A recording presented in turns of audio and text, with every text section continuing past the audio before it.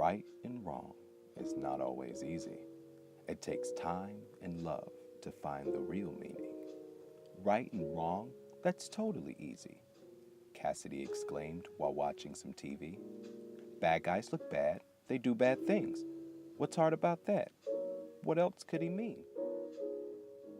Cassidy walked to the room where her parents were reading. She began to tell them what she saw on TV. A story about a woman named Justice and how she couldn't see. Is that why she can't tell bad guys from you or me? Think to yourself, what if people were books? You wouldn't want someone to judge you based on how you look. You'd want them to read you, page after page, growing to understand you in brand new ways. True justice is everyone having a fair chance, not being judged by looks or first glance.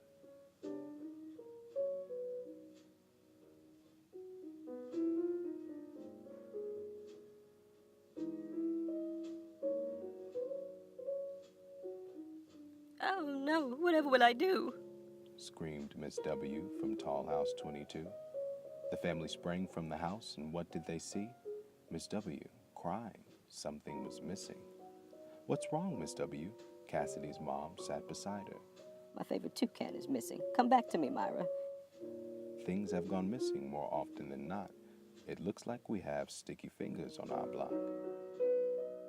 At that very moment, the infamous Gene Jenkins was walking down the street with a toucan in hand. A thief! A thief! Gene looked left, then right. You talking to me? I didn't steal Myra. I got Eugene this week. Cassidy's father laughed. Well, that settles that. But Miss W was not pleased. Not pleased indeed. This is not over. I'll prove it was you. You're a bad kid, Gene. I've got my eye on you. Did Gene take the bird? Cassidy wouldn't take a stance. He was sort of a bully, but he still deserved a chance. I'll find Myra, Miss W. Leave it all to me. I'll bring her back and serve some justice. Just you wait and see. Day after day, she looked high and looked low, connecting the dots, but she still didn't know. One neighbor after the other, she gathered information. A bird, a ball, a frisbee, and fake bacon. Gene had all three of these, and they were pretty new. This didn't look good for Gene from Tall House 32. There was only one person that remained on her list, the infamous Gene Jenkins, and she felt this was it. All the facts and clues pointed straight to Gene. The bird, the ball, the bacon, and the frisbee. She charged down the block. I know it was you, while she raced to confront Gene from Tall House 32. She got to Gene's house and couldn't believe what she'd seen. Gene was a scout. He was helping older ladies cross the street. Saying please and thank you with a great big grin. This was not the Gene she knew. Could he be a clone? A twin? Think to yourself, what if people were books? You wouldn't want someone to judge you based on how you look. You want them to read you page after page, growing to understand you in brand new ways. At that moment, she made a decision to prove Gene was innocent and find what's gone missing.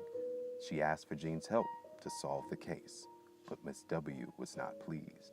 Not pleased indeed. She knew it was Gene, regardless of facts. Gene was a bad kid. Anyone could see that.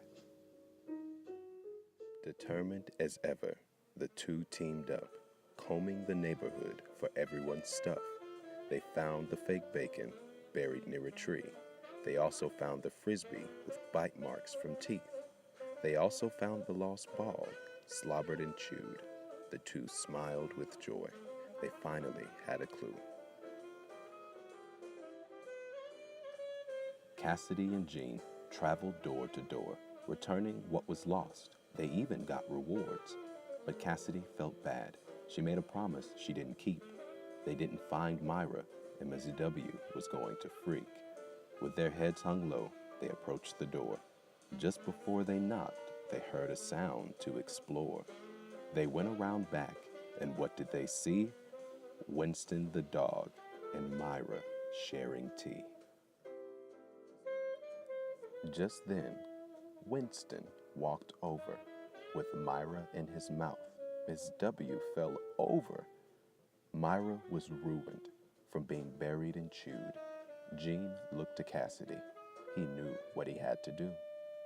Gene went to Miss W. I'm sorry that happened to you. Please take my bird. You can call him Myra too. Miss W smiled, taking Winston and Gene in her arms. You be sure to visit. You can see Myra whenever you want. True justice is everyone having a fair chance, not being judged by looks or first glance.